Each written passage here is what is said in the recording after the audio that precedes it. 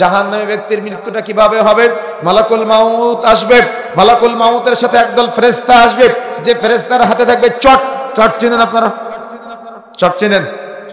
বস্তা, সালার বস্তা চেনেন আপনারা? চট।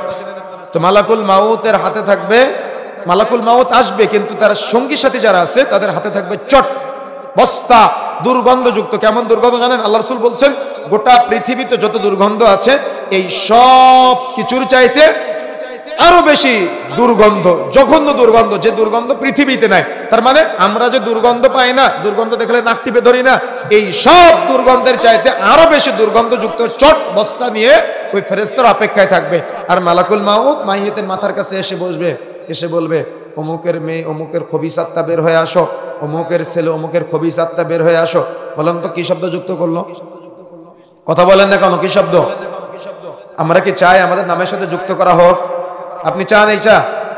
দেখেন মালাকুল মাউত যেই মুহূর্তে বলবে খবিস আত্মা বের হয়ে আসো, সেই মুহূর্তে দেহের মধ্য থেকে আর আত্মাটা বের হতে চাইবে না। খবিস শব্দ শোনার সাথে সাথে আত্মাটা দেহের এক প্রান্ত থেকে আরেক প্রান্ত, হাদিসের শব্দ এমনটাই, এক মাথা থেকে আরেক মাথা পর্যন্ত দৌড়াদৌড়ি করবে, ছুটোছুটি করবে, ও আর বের হতে চাইবে না। আল্লাহ রাসূল বলছেন তখন তার দেহের মধ্য থেকে ওই আত্মাটা এমন ভাবে বের করা হবে টেনে।